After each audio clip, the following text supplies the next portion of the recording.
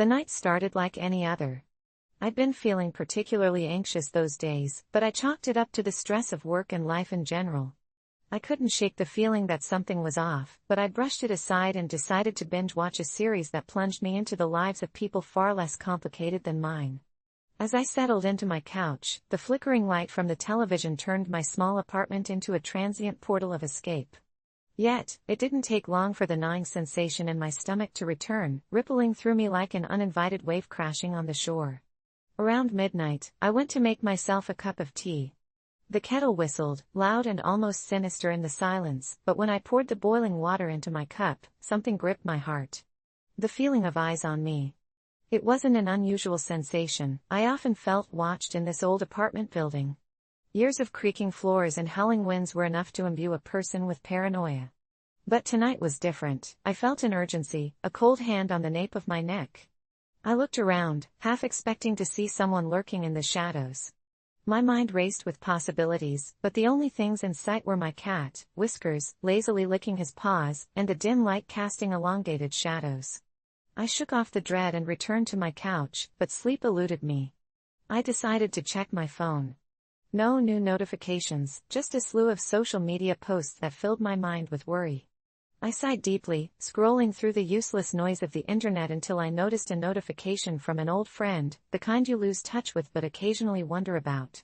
He'd sent an invitation to a group chat, a spontaneous reunion of sorts.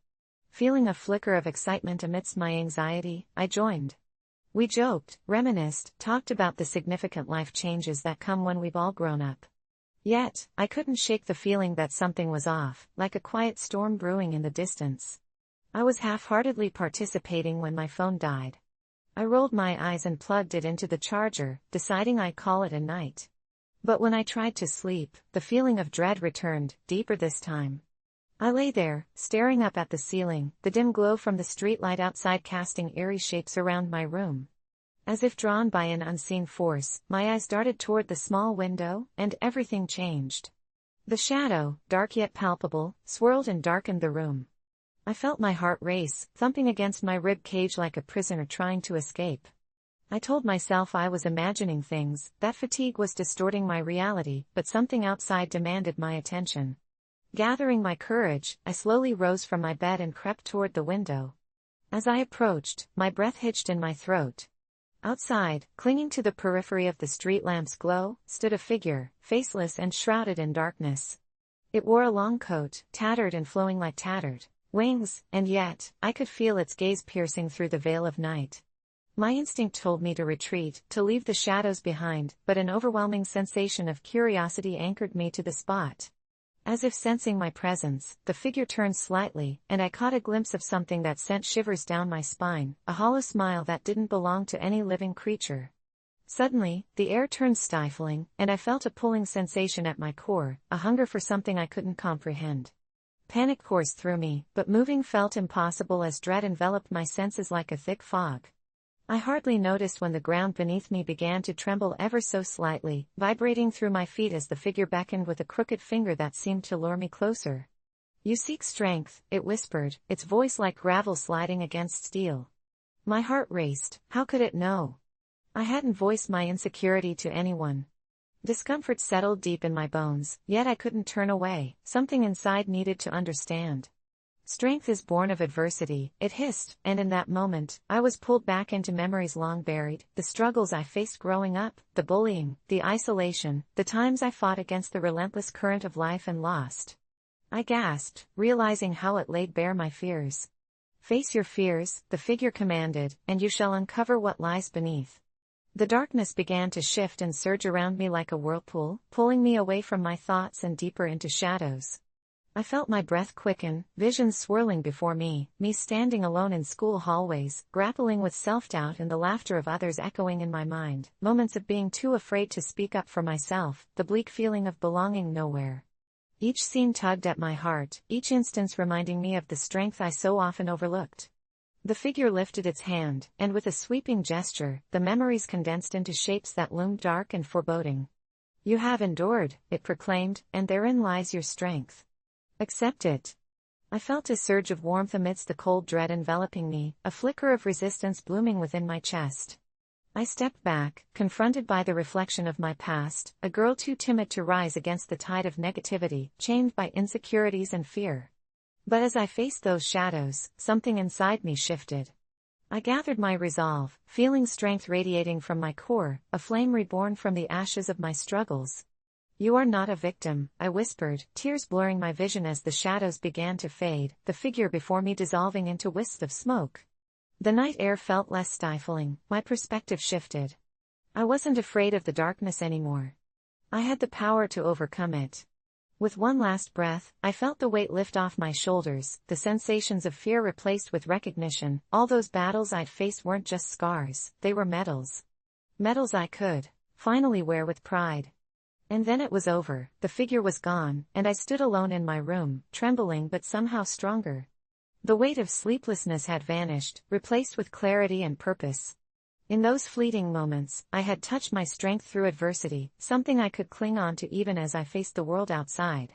The next morning, with the sun streaming through my window, I knew I could embrace whatever lay ahead, leaving the shadows behind but carrying their lessons, a resolve ignited by darkness, revealing the strength I'd always had within. In a cycle of life, we often stumble, but sometimes what feels like the end is merely the beginning of a stronger future. I stepped out into that day, no longer afraid of what people thought or what insecurities whispered into my ear.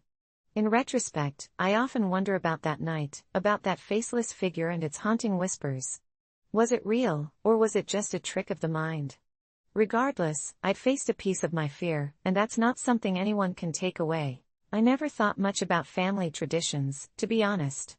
Growing up, they always seemed like mere obligations, something to endure rather than cherish. The annual Thanksgiving gathering was my least favorite. My extended family was massive, and every year, I, a socially anxious introvert, was thrust into a teeming room of relatives with whom I had little in common. The endless noise of laughter and chatter felt suffocating. By the time the day was over, I would be an exhausted shell of myself, grateful for Monday to arrive so I could return to the comforting isolation of my room. But what happened last Thanksgiving changed everything. It started like any other year. The leaves had all turned shades of amber and red, the air was crisp, and my mother buzzed around the kitchen, crafting her secret stuffing recipe, while I feigned interest in a football game that I genuinely could not care less about. I had promised myself that this would be a day like any other, merely a time to sip cider and smile through the small talk. But when the guests began to arrive, I noticed something was off, an unnatural tension hung in the air. It wasn't right. Glances were exchanged, hushed whispers followed by laughter that didn't quite reach anyone's eyes. My grandmother, usually the centerpiece of our gatherings, was unusually quiet, her gaze fixed on her hands as she kneaded dough for her infamous pumpkin pie. Soon enough, the doorbell rang again, and in walked Aunt Carol, her face pallid and drawn. She stood in the entryway for a moment, eyes darting around the room, searching for what, I didn't know. Then she spotted Grandma. "Mom, can we talk? It's about Dad." That was all it took to deflate the room.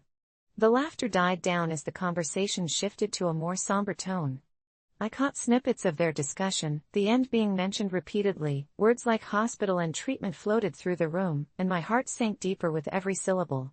My grandfather, the man I had never seen weak, was evidently fading. My inner turmoil twisted. I had never formed a deep bond with him. I often regretted not getting to know him better, but amongst the chaos of family traditions, he remained a distant figure. I was about to slip away into the recesses of the house when my grandmother's voice broke through the air. "We can't let him go not knowing how much he means to us," she said, her voice trembling and strong. Suddenly, she stood tall, the matriarch of our family, and a plan took form. I watched as the relatives clustered together, whispering intensely, their frowns transformed into determined expressions. I began to listen to their whispers. Apparently, Grandma had decided that we needed to rally around my grandfather, to share with him stories of our best memories, of laughter, family silliness, and love. With shaky breaths and hesitant nods, we agreed. It was time to stop thinking of traditions as mere obligations. We were going to create new memories, ones steeped in love and honor, and as a family, we would do it together. Reluctantly, I found a seat in the middle of the circle they formed in the living room. Each family member took turns, sharing warm anecdotes about Grandpa, how he could fall asleep at the dinner table and snort loudly, how he would scare away kids from the neighborhood during Halloween because of his over-the-top costumes, the joy in his eyes at Sunday get-togethers by the golf course. Stories tumbled out like a waterfall, cleansing the somberness of the day and bringing forth joyous laughter. Yet, with every nostalgic tale, I felt an increasing heaviness in my chest, a need to contribute, to be a part of this moment we were creating together. But what could I say when I had spent so many years on the fringes? And then, something shifted in me. I thought of the many car rides to my grandfather's house, my childhood wonder at his lawn filled with flamingos, and each calm evening spent listening to him recount stories from his youth. Slowly, almost as if guided by some unseen force, I found my voice. I shared the time he took me fishing, his patience endless even as I exclaimed, "I caught a fish," when it turned out to be a shoe. The laughter that erupted felt electric, and as I spoke, I saw my grandfather's eyes flicker to life as if awakening from a long slumber. After I shared, I could tell it resonated. My cousin chimed in next, and soon the room erupted into a veritable cacophony of love. The warmth enveloped us, and time seemed to dissipate. Hours passed in beautifully chaotic harmony, stories spilling forth like a torrent. We shared our vulnerabilities, our hopes, and cherished memories each of us had about Grandpa that we had failed to voice for so long. In those moments, I realized that this spontaneous gathering, born of a painful necessity, was its own tradition, born from love and respect and the unyielding bond of family. As the evening drew to a close, my grandfather, who had barely been speaking, suddenly cleared his throat. He looked around at all of us, lined up like dominoes, and smiled, one of those deep, heart-touching smiles. "I never realized how much I meant to all of you. Thank you for reminding me tonight. You are my greatest legacy." As he spoke those words, a thick presence hovered in the air, a profound sense of understanding dawning upon me. I had spent my life running from familial interactions, but in that moment, I found a home within them. Family was never a burden, it was a safety net, a reminder of who we are when we're lost. It was the stories we tell, the laughter we share, and sometimes the tears we cry together. In the days that followed, my grandfather's health began to stabilize, and it felt as though we had unwittingly breathed life back into him through our stories. I learned that family traditions might evolve, but the core of what they represent, the connection between souls, the sharing of memories, and the act of loving each other, remained timeless. I left that Thanksgiving with a gratitude I had never before experienced. Everyone could witness the renewed bond we had cultivated, but what truly mattered was how I had finally learned to cherish those moments and embrace my family. This experience, born of uncertainty and purpose, reshaped who I was and how I viewed family traditions. They were no longer obligations. They were the threads that held the fabric of our lives together, unique and intricate, always weaving love into our shared narratives. So now, every Thanksgiving following that day, we gather, not just to feast on turkey and pie, but to share stories. And I never miss a chance to add mine. When I moved into the old Victorian house at the end of Maple Street, I was brimming with excitement. It had character, history, and an undeniable charm that made me feel like I was stepping into another world. But the glee faded the moment I started to hear the whispers. At first, I chalked it up to the house settling or the creaks of an aging structure, but as night fell, the voices became clearer, almost like someone was having a conversation just beyond the walls, just out of earshot. I decided to investigate one particularly stormy night while the wind howled outside, rattling the windows. With a flashlight in one hand and a determination to dispel any shadows lurking in the corners of imagination, I crouched down, peering under the floorboards of my bedroom, where I noticed a small, dusty gap just big enough to fit my hand. As I pried the rotting wood apart, biting back my trepidation, I found an old leather-bound diary coated in years of dust and neglect. Its spine creaked in protest as I opened it, and the pages were filled with cramped handwriting. Each bold stroke of ink felt like a spectral finger reaching through time, urging me to read. Flipping through the yellowed pages, it became a chronicle of solitude, heartache, and despair, each entry penned by someone who poured their soul onto paper, and while the earlier notes spoke of mundane days infused with a heavy melancholia, it was the last entry that caught my breath. Dated for tomorrow, it simply read, "They're here. I can hear them scratching." My heart thumped wildly in my chest, adrenaline overshadowing any sense of rationality, and I suddenly felt an intense urge to bury the diary back under the floorboards, to pretend for a moment that I had never stumbled upon it. But what I found instead was an insatiable curiosity, the sort that takes hold of your mind and claws at your chest until you give in. I spent the entire night replaying that one line over and over, unable to shake the sensation that I wasn't alone in the house. That the shadows were watching me as I sat there, the air thickening with dread as if the walls themselves were cloaked in secrets. Hours passed, the winds roared outside, yet I remained rooted to the ground, nervous but paralyzed with intrigue. The clock ticked tortuously toward midnight, and I felt something inexplicable shift in the atmosphere, an electrifying tension that promised something dark and terrible was imminent. I found myself clutching the diary, fixated on that last line as I imagined what it must have felt like for the writer, living in the constant shadow of unseen horrors. I resolved that when dawn broke, I would have to return to that cursed book and uncover its mysteries, but with each passing hour, the strange sounds began, an unsettling scratching, like claws against wood, echoed through the house, sending shivers down my spine. It was as if someone, or something, was trying to escape whatever torment had once transpired in that long-ago life. I backed away from the diary and against the wall, anxiety gripping me as I glanced nervously at my door, half expecting to see the pale face of the writer from the pages staring back at me. As the scratching grew louder, louder than my own heartbeat, I suddenly realized the truth, a dark dawning realization that twisted my stomach into knots. Tomorrow, I would witness whatever horror lingered here. The diary had sealed that fate for me. Morning light spilled into my room, banishing the shadows of night and filling me with a false sense of safety, but the dread remained, unshakable, binding, echoing through every creak.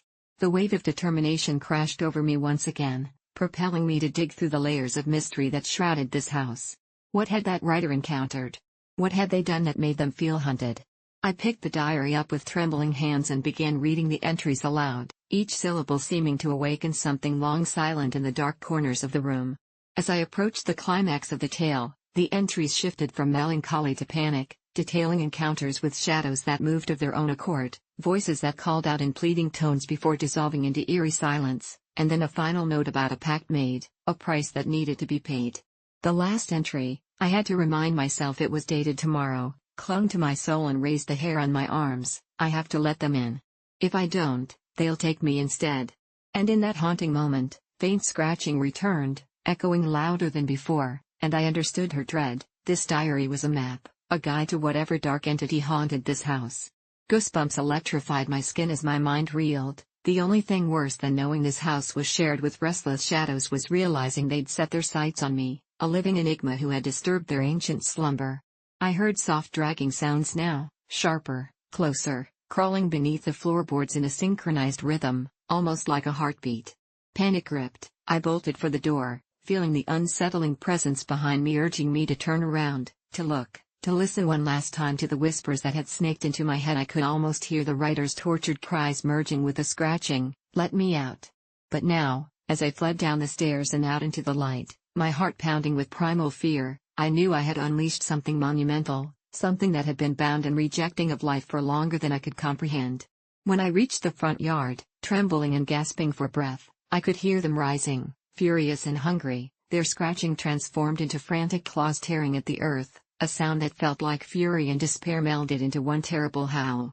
And for one surreal moment, as I glanced back toward the threshold of that cursed house, rooted in time like a nightmarish sentinel, I swore I saw the reflection of a pale woman in the window, trapped forever within the pages of that diary, forever awaiting a dawn that might never come.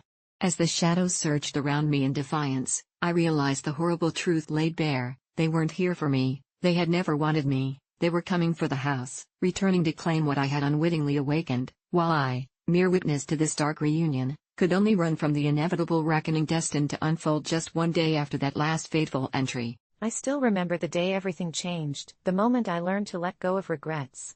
It started one gloomy evening in October, when the crisp air and swirling leaves seemed to whisper forgotten secrets.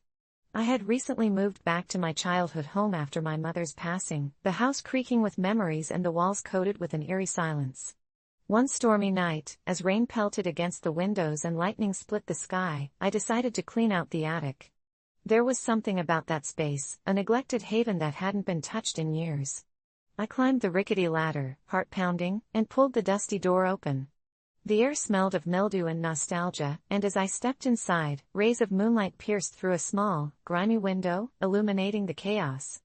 Cobwebs adorned boxes filled with my childhood treasures, but among them, I discovered a weathered trunk tucked away in a corner, practically begging for attention.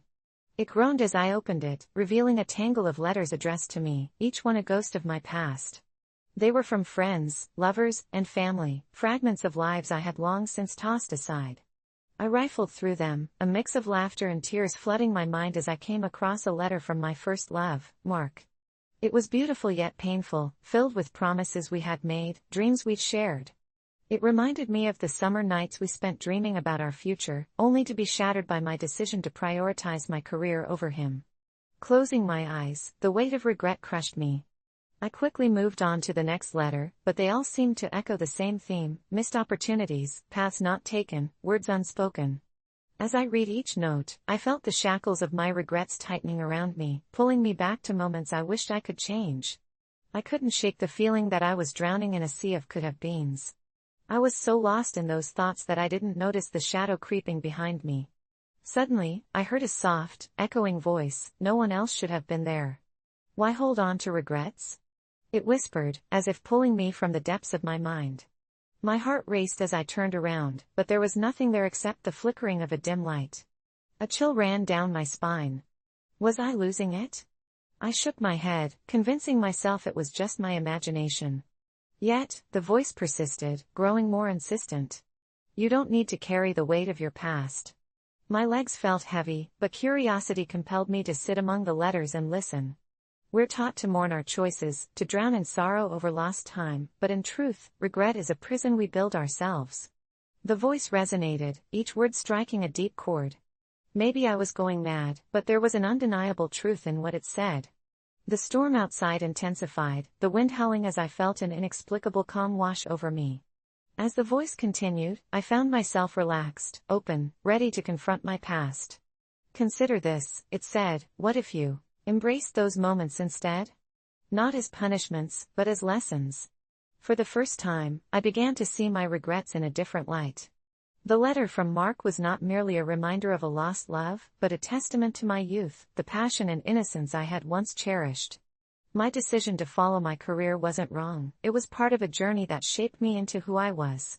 I realized the weight I felt wasn't just regret, it was the burden of denying my past and refusing to acknowledge its role in my life. As the storm raged on, I started to forgive myself. I could let go. And slowly, the attic around me began transforming. The atmosphere shifted, the lighting brighter, the air lighter, as if the house itself breathed a sigh of relief. Those letters no longer felt like shackles, they were reminders of my growth, my resilience. I felt something stir within me, an awakening. I started to collect each letter, reading them with fresh eyes, understanding that every choice led me to this very moment in the attic. The rain began to lighten, and so did my heart, the burdens lifting away like clouds dispersing to reveal the moon. As I folded each letter and placed them back into the trunk, I felt lighter, unburdened, and utterly free. With each piece returned, I felt as if I was unraveling the knots in my heart, letting go of the hurt that had accumulated over the years. The last letter I picked up was from my mother. I opened it, trembling slightly, and within I found words of wisdom that seemed to reach through time. Life is a collection of moments, each one necessary to lead you toward who you are meant to be. Embrace them, my love, all of them. Tears streamed down my face as I realized that my mother had always known what I needed, even in her absence. The storm subsided, and so did the turmoil within me. I carefully closed the trunk, a newfound sense of closure settling over me. As I descended from the attic, I could almost hear the distant echoes of laughter that once filled the house, the warmth of memories flooding back. I stepped outside into the cool night, staring up at the sky, the stars twinkling brightly as if offering their approval. I finally understood, letting go wasn't about forgetting, it was about embracing every part of my story, every smile, every tear, every regret. That night, as I drifted into a peaceful sleep, I found solace in the thought that the past is merely a stepping stone, each regret a teacher. And in that personal awakening, I had learned not just to let go of my regrets but to celebrate my journey as a whole. I've been waking up with bruises that form patterns, and at first, I thought I was just being clumsy, bumping into things in the night, but that was before the circles started appearing, each one a perfect oval beneath my skin, dark enough to make me wince with curiosity and fear. It began 2 weeks ago when I returned home after a late shift at the diner, exhausted, my feet aching from standing too long. I stumbled into bed without much thought, the moonlight slipping through my window creating eerie shadows that danced on my walls. The first morning, I awoke to find a bruise on my arm that looked like a perfect mandala, intricate and strangely beautiful. The next day, there were more, this time on my legs, swirling lines forming what resembled some kind of ancient script I couldn't decipher. I brushed it off initially, attributing it to my sleepwalking again, which I hadn't experienced in years, but as the days rolled by, the bruises became a narrative I couldn't ignore. They told a story of the night I couldn't remember, and each new pattern felt like another page to an ominous book. I stopped sleeping well, laying in the dark, wide awake, waiting for whatever was causing these marks to come back for more. Friends noticed, of course, they joked about my tattoos, but inside, my stomach churned with dread. Oddly, the pattern started to evoke something in me, like a memory that danced out of reach just as I thought I could grasp it. I spent hours researching every bruise pattern, combing through articles and forums, discovering people who claim to interpret bruises as signs from other realms, or messages from some kind of spirit trying to communicate. I began noting the patterns obsessively, tracing their shapes with my fingertips, hoping to unlock some truth hidden in my own flesh. I looked online for help, I posted in forums detailing my experiences, but most responses were skeptical or lighthearted, as if the bruises were merely a trendy conversation starter, nothing more than a joke. Then, late one night, after another shift that dragged on forever, I woke up choking on panic, my heart racing as I glanced down at my thighs. The latest bruises were a constellation of stars, and within the stars, tiny faces I swear weren't there the night before, eyes wide, mouths twisted in silent screams. I couldn't shake the feeling that they were watching me, waiting for something. Desperate to feel safe in my own home, I stuffed my nights with bright lights and loud music, filled every corner of my room with sound. I cornered my best friend, Chloe, who sought to reassure me with laughter, even as the corners of her mouth twitched nervously. It was during her visit that I noticed my bathroom mirror was fogged, and for a fleeting moment, I thought I saw something move behind me, if only just out of the corner of my eye. We brushed it off as anxiety, but it gnawed at me that night, and the next morning, I woke up with a bruise shaped unlike any I had seen before. It was a jagged line, deep and raw, like the scar of some unspeakable wound. At this point, I felt like I was spiraling, recounting the vague warnings of the internet, stories of people lost to shadows and haunted by unseen forces, each tale more chilling than the last. I called Chloe again, this time my voice thick with fear, urging her to come over. We decided to stay awake, determined to face whatever was leaving these marks. The hours ticked by, we watched the clock, shadows growing longer as sleep crept into our bones, but finally, just as the moon dipped in the horizon, I dozed off, a slip into darkness that almost felt like surrender. I woke to the sound of murmurs, low and flickering like the flames of an extinguished candle, and there, standing in my room was something both familiar and alien. A figure, its outline dark enough that it seemed to suck in the light surrounding it. I squinted, and as the figure took a step closer, I saw vivid, pulsating bruises spreading across its form, an echo of mine, twisting and growing underneath its shadowy skin. I couldn't breathe, it was like staring into a mirror that reflected a nightmarish truth. The bruises on me were forming on it, intertwining our fates somehow, and in that dreadful moment, I understood, it was feeding on my fear, using the bruises as a lifeline, a connection to my very essence. Just as I staggered backward, pure panic clawing at my throat, Chloe gasped, her eyes locking onto the creature with a horror I could feel rippling through the room. "Get away from her!" she screamed, and in a burst of courage, she lunged towards the thing, but it darted away, disappearing into a swirling darkness that crept along the walls. The next moment, Chloe collapsed, clutching her arms in terror. I rushed to her side, heart pounding, as her skin started to darken, the bruises covering her, patterns emerging even as I fought to pull her away, to shield my friend. The creature had marked her, just as it had marked me. I was helpless, watching my safe haven turned into a den of shadows, layered with our screams and echoes of unspeakable dread. We spent the next days barricaded in my house, frantic, haunted by the knowledge that not just I but also now Chloe was touched by something unknowable. We started looking for a last resort, a priest, a witch, anyone who could help us understand the canker that crept between us. But the more we sought, the more desperate our situation became, until one night, when Chloe wholeheartedly vanished. I woke up to find her empty bed, and the sheets were again marred with dark patterns, vivid and chilling, as if she had never left.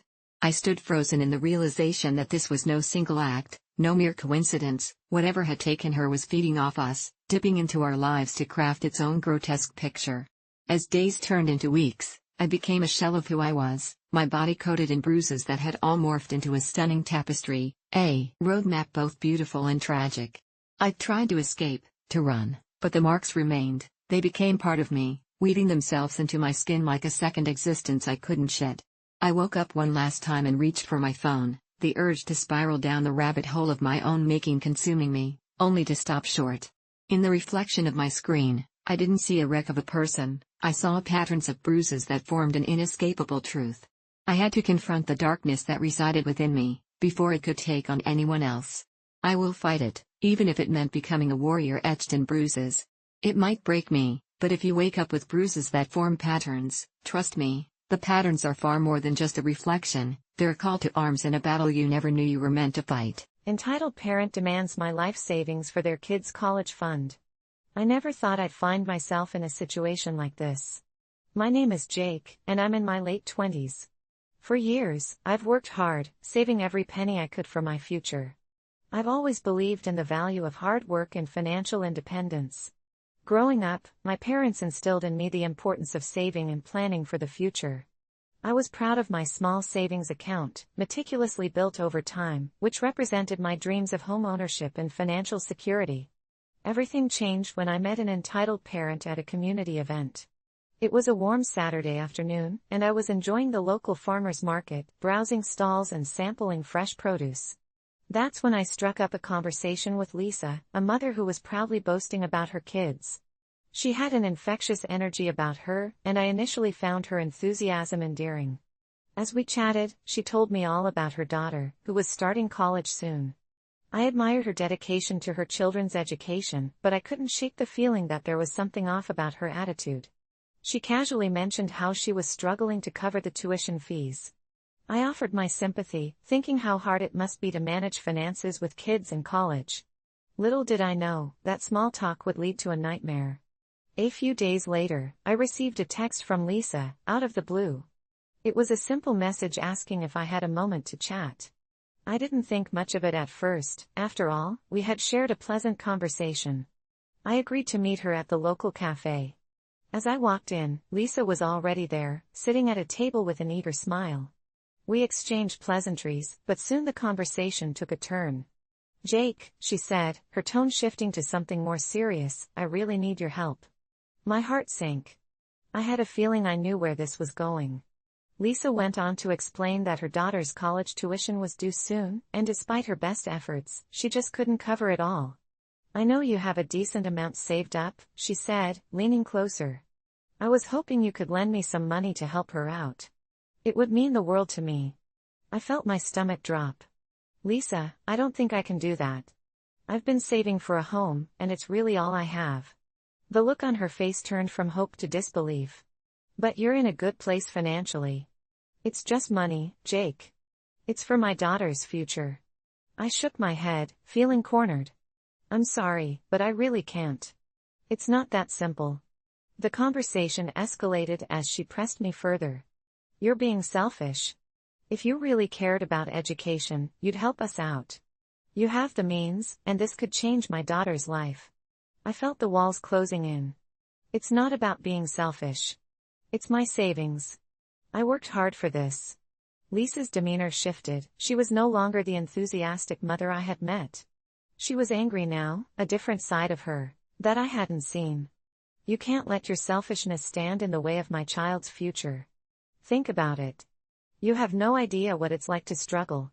I left the cafe feeling violated and angry.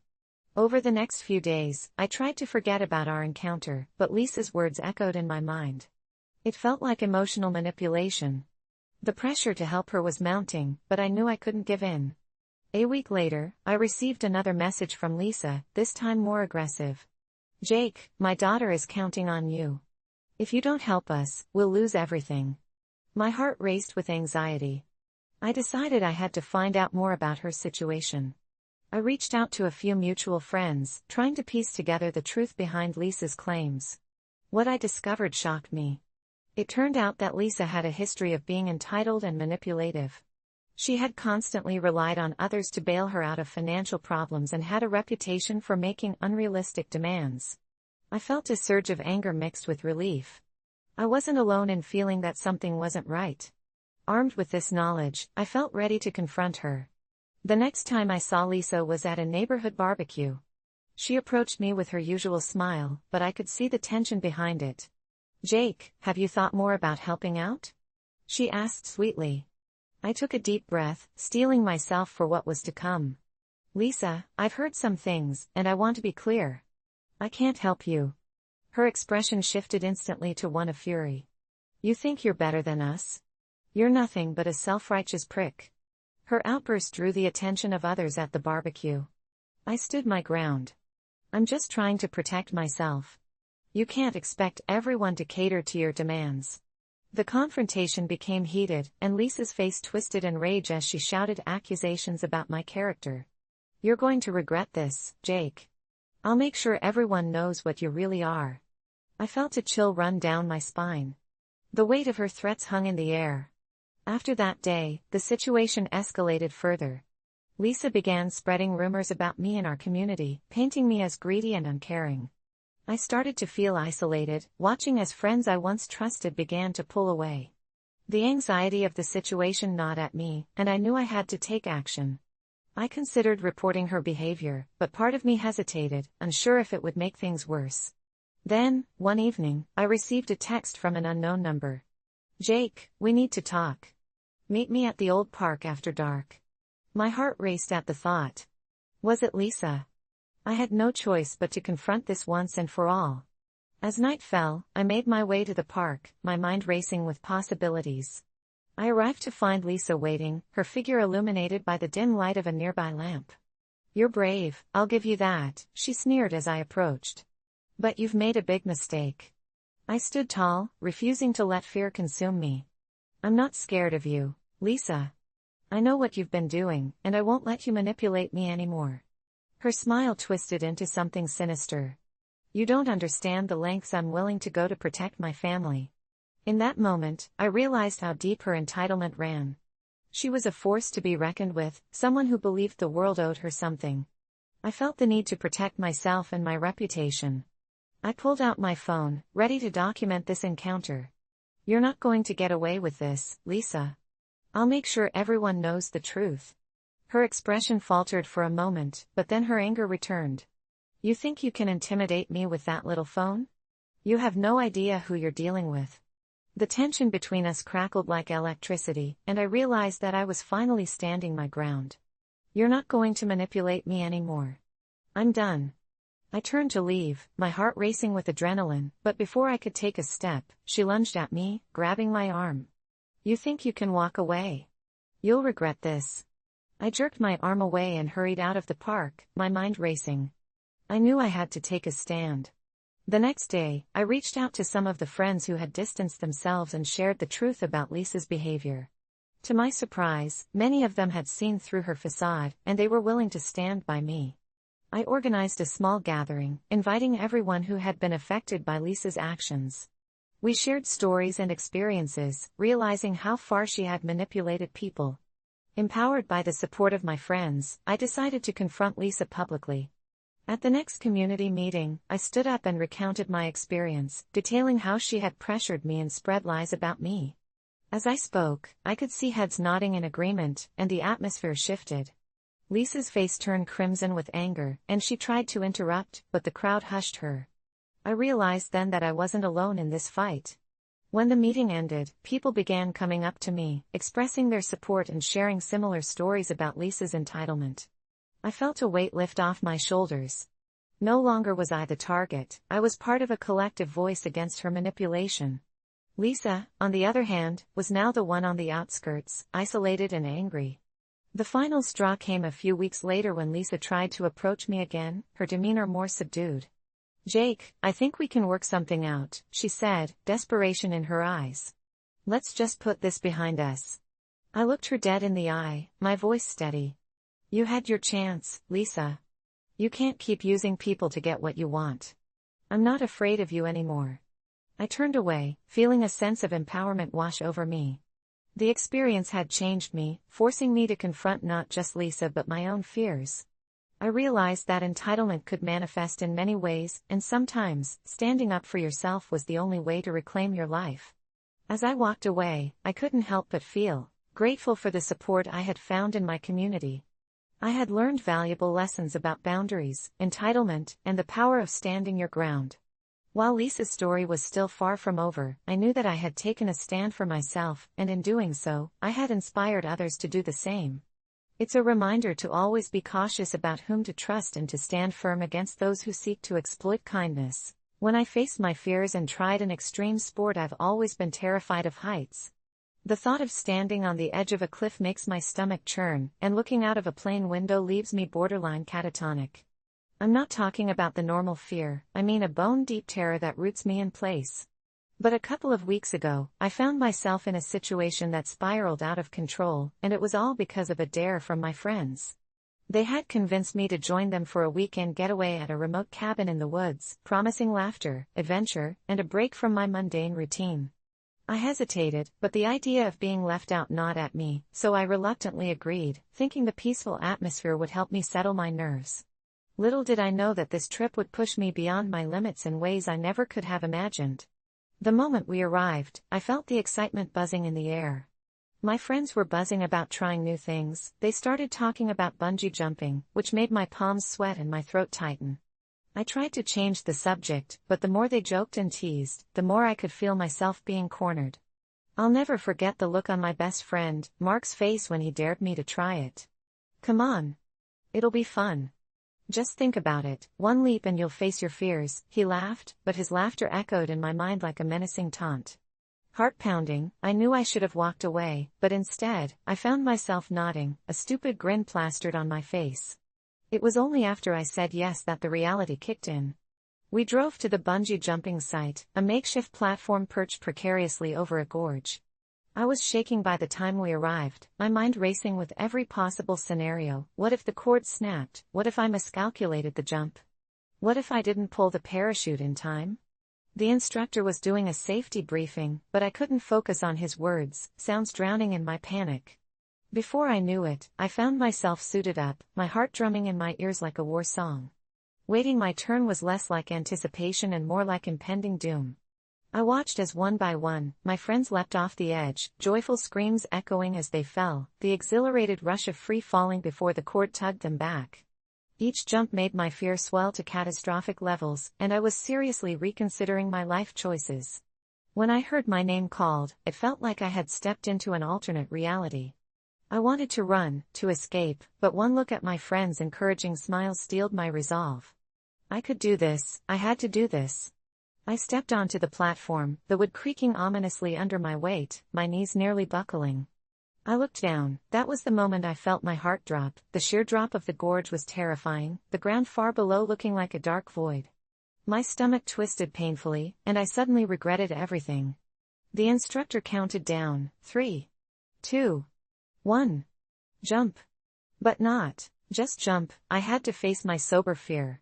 For a split second, I froze. It felt like the world stopped spinning. Then a surge of adrenaline coursed through me. I leapt. The sensation of falling was both liberating and horrifying, like being snatched away from reality. The ground rushed up to meet me, the wind roaring in my ears as screams escaped my mouth, though I couldn't tell if they were cries of terror or exhilaration. I felt the bungee cord snap tight, yanking me back up, and in that moment, all my fears twisted into something else entirely. I was alive, I was free, and as the cord pulled me bouncing back up toward the sky, I laughed, truly laughed, for the first time in years, a contagious, shattered laugh filled with disbelief. When I was finally lowered back onto the solid ground, I was both disoriented and elated. My friends rushed up to me, their cheers vibrating through me like a living pulse, and I could see the joy reflected in their eyes, as if I had just transcended some ancient rite of passage. I had faced my fears, laughed in their face, and won. Or so I thought. We spent the rest of the day basking in that thrill, exchanging tales of bravery, but as night fell, that lingering sense of triumph shifted into something darker. We gathered around a campfire, the woods alive with rustling leaves and distant animal calls.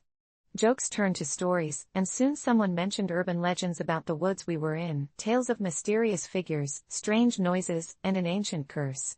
I laughed it off at first, but the shadows danced unsettlingly around us, and my anxiety returned. It felt almost as if something was watching us, lurking in the darkness, stirring that primal fear deep within my gut. Just as I started to feel paranoid, one of my friends suggested taking another leap, this time, into the waters below at the gorge. Rational thought fled. After all, I wasn't afraid of water. I was anxious, but after bungee jumping, I was somehow emboldened despite the creeping dread when we approached the edge. Climbing down was easy, almost thrilling, but standing on a slippery rock, looking down at the dark waters, I felt my earlier courage drain from me. "Just jump," someone shouted, and before I could think it over, I leapt yet again. This time, there was no bungee to catch me. The water embraced me instantly, and I was lost in the depths. It felt like slipping into another world, the coldness wrapping around me like a shroud, and I couldn't tell which way was up. Panic clawed at my throat as I thrashed, desperate to break the surface. And then I saw it. A shadow beneath the water, something moving, and all that courage slipped away, replaced by raw terror. I didn't care about the others, I just wanted to survive. I pushed upwards frantically until my head broke the surface, gasping for breath, but the laughter and cheers were gone. The woods felt swallowed by silence. I turned, desperate for reassurance, and that's when I saw the figure, a dark silhouette watching me from the shore. My heart skipped a beat, panic bubbling up once more. I tried to yell for my friends, but my voice came out as a strangled cry. They were gone, the laughter fading into the background. The figure remained, unmoving. With every second, dread coiled tighter in my chest. It just stood there, watching me, and then, impossibly, it began to approach the water. I swam frantically toward the rocks, desperation feeding my energy, but as I clambered onto the shore, dread shot through me like electricity. Whatever was out there wasn't human, not entirely. As I turned to look again, the figure was gone. I stumbled back to the camp, heart racing, and found my friends gathered by the fire with confused expressions, and it felt like an eternity passed since I had jumped. "Where were you?" Mark asked, his brow furrowed. I tried to tell them what I saw, but the words wouldn't form, my tongue too dry, the sense of disbelief crushing. They laughed it off again, but I found no comfort in their words this time. I scanned the woods, feeling eyes on me, and the fire flickered, casting fleeting shadows that seemed to shape into the form of that figure, taunting me in my grip of fear. Night crawled on, and I couldn't shake the anxiety. I finally convinced my friends to pack up and head home, feeling the discomfort settle in my bones. As much as I had faced my fear, something dark had followed me back from that gorge, lurking in those trees. Days have passed, and the thrill of what I did has turned into an unsettling dread. I still wake up in the middle of the night, drenched in sweat, heart racing, replaying the moment over and over like a twisted nightmare. I hear whispers in the dark, feel shadows creeping across my walls, and sometimes, I catch glimpses of a shape that edges closer when I least expect it. I can't shake the feeling that whatever I faced that night, whatever I provoked, is still out there, waiting. So, if you ever find yourself in the woods near a gorge, searching for a thrill, remember that sometimes, facing your fears can expose you to something darker. It's a lesson I learned too late, and no extreme sport, not even a bungee jump, can ever save you from what lurks beneath the surface. There's something alive inside the storm drain near my house, and I swear, every time it rains, the sound grows louder, a sickening gurgle that seems to echo directly into my skull. It all started last month, during one of those torrential downpours where the sky looked like it was bleeding, the kind of rain that makes you feel trapped in your own home. I was peering through the kitchen window, watching rivulets of water cascade down a pane when, without warning, a strange noise wormed its way through the patter of rain, an unsettling sound, like someone whispering directly into the drain, a low, rhythmic chant that sent shivers crawling down my spine. At first, I dismissed it as the wind or just my imagination playing tricks on me, but the next day, the whispers persisted. Frustrated, I steeled myself, grabbed an old flashlight, and headed outside, the damp earth squishing beneath my sneakers.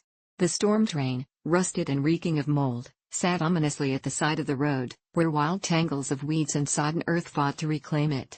As I crouched down, my flashlight barely pierced the darkness within the grate, but the chant grew louder, clearer, a soft but deliberate voice that seemed to beckon me closer.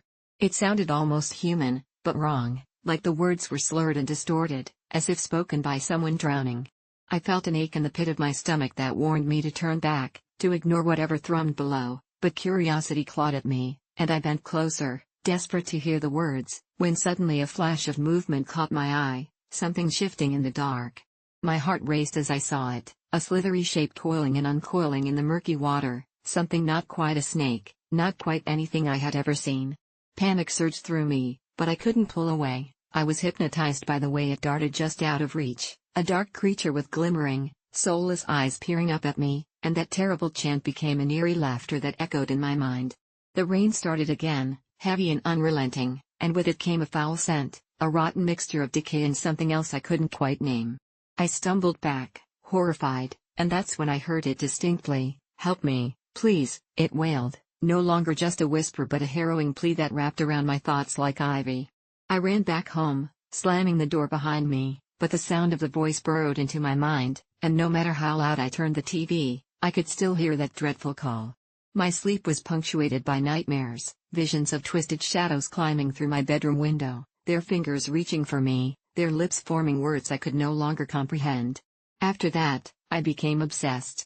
I returned to the drain every night, flashlight in hand, trying to decipher what it was, every time more frantic than the last, but the creature would not reveal itself, only descend deeper into the darkness, leaving me desperate and exhausted. When my friends noticed my pale complexion and distracted air, they suggested a game, something to snap me out of my madness, but, in the small hours of the night, I found myself drawn back to that cursed storm drain, convinced it was my only chance at understanding what was happening to me. One Friday night, fueled by a mix of dread and fascination, I gathered a few friends to join me, hoping they could experience the horror alongside me. "There's something alive down there," I insisted, eyes glimmering in the dark. "We should check it out," they laughed, but the nervousness in their eyes told me they felt the weight of the unease hanging in the air. Terrence, the bravest of us, joked about a monster, prodding at my fear until I could barely keep the tremor out of my voice. As we approached, the rain drawn down, and that sickening chant began again, a chorus of despair blending with the rhythm of the storm. I pointed the light into the gaping mouth of the drain, my heart hammering in my chest, and just then, we all froze. Something was there, a silhouette brushing against the wet walls of the pipe, flitting across the light, and my friends gasped, realization dawning in their eyes. "Is that?" Sarah's words died on her lips as the creature rose higher, illuminated by the beam, revealing its grotesque form, skin stretched tight over protruding bones, eyes hollow and wet with darkness, its mouth opening wide, splitting into a yawn of impossibility, and the words spilled out, a cacophony that shattered all doubt. "Help me. I am trapped." It was real, and fear turned to terror as it reached for us, the texture of its skin glistening like wet rubber, and I knew in that instant that it was not lost nor begging for salvation, but thriving on our fear, feeding on it. We turned to run, but the ground seemed to shift beneath us, the rain falling heavier, drowning our screams until we echoed the monster's plea, "Help me, please." And it wasn't until we were far from the drain, collapsing into the safety of a neighbor's porch that I realized none of us were the same. My friends scattered in shock, leaving me with the knowledge that whatever that thing was, it hadn't just been trapped, it had been waiting for me to come close enough to reach out, to make the invitation. And that night, as I lay alone in bed, I realized the storm drains weren't just conduits for rainwater, they were prisons for nightmares, and every time it rained, every time I caught myself staring at the spout or listening to the lap of the wind, I could feel the weight of its gaze on me, almost as if it was counting down the days until I'd be compelled to return, because there's something alive inside that storm drain, and what it wants most is me. I was standing in line at a coffee shop, the familiar morning buzz swarming around me, when a man, disheveled and with wild, sunken eyes, approached me out of nowhere. His presence sent chills down my spine, it felt like the air thickened and muffled the noise around us. He reached into his pocket, pulled out a small, rusty key, and without a word, pressed it into my palm. I instinctively recoiled, but he leaned in closer, his breath rancid but urgent, and whispered, "Whatever you do, don't use it." Before I could blink, he was gone, slipping back into the crowd as if he never existed. The key weighed heavily in my hand, cold and oddly comforting, as I felt an inexplicable pull to discover its purpose. I convinced myself it was just a harmless prank or a misdirected gift, but as I got home that night, the key plagued my thoughts. Dreams transformed into nightmares, shadows twisted into grotesque shapes, creeping through my mind, begging me to uncover what I had received. The key became an obsession, an enigma that gnawed at my curiosity with a silent scream. I placed it on my desk, right next to my computer, and each day I'd glance at it, thinking about the man's warning, yet feeling an electric thrill at the thought of unlocking something never meant to be opened. Days passed, and the mundane world felt increasingly unbearable. I found myself standing before my front door, my heart racing, considering its strange allure. Maybe it was just a key to a new beginning, something to help me escape the humdrum of my life. I finally snapped, my sanity fraying, and decided to search for a lock that might fit. My apartment was too modern for any ancient locks, but the old storage room in the basement had a rusty padlock still hanging from a once great door. My blood sang in my ears as I approached the door, the key tantalizingly close to its purpose. My hand trembled as I inserted it into the lock. It fit perfectly, and with a satisfying click, the door creaked open, revealing darkness that smelled of mildew and decay. Inside, the air was thick with an otherworldly energy, buzzing like static electricity, and I wished I hadn't been so reckless. Shelves filled with oddities lined the walls, faded photographs of people I didn't recognize, jars filled with unidentifiable substances, and strange, flickering lights that seemed to dance on their own. But it was the center of the room that caught my attention, a wooden box, ornate yet battered, resting atop a pedestal, emitting a low, rhythmic pulse as if it were alive. The allure of it was unbearable, and before my common sense could finally take hold, I was barreling towards the box, feeling a sick combination of fear and desire. As I lifted the lid, a whirlwind of memories flooded through me, visions of lives I'd never lived, choices I hadn't made, and a feeling of consuming loss I couldn't explain. It was like a door into my own subconscious, and yet I couldn't stop myself. When I peered inside, a swirling vortex of shadows lunged towards me, wrapping around my limbs, pulling me into the box as I struggled to breathe, to scream, but my voice was swallowed by the dark. Time felt distorted, like I was being stretched through a tunnel filled with screams and sobs, and then, everything went quiet, and I was standing back in my apartment, but it felt wrong, slightly shifted, the air heavy with anticipation. I looked in the mirror and saw a stranger. My reflection grinned back at me with haunting, hollow eyes that seemed to speak of unspeakable knowledge. The world outside felt different, the colors were too vibrant, the sounds too sharp. I tried to explain the sensation to my friends, but they didn't see the changes I could see, the shadows flickering just beyond the corner of their eyes. I realized the truth too late. The man had said to never use the key for a reason. It wasn't just about unlocking a door, it was about unleashing something that should have remained hidden, something that tethered me to an existence filled with dread, a darkness that now craved companionship. I couldn't sleep, I couldn't eat, lost in the throes of paranoia, convinced the world was changing around me, molding itself through my fears, until I decided I had to return the key. The stranger's warning clawed at my mind, but I was desperate. I couldn't endure these changes anymore.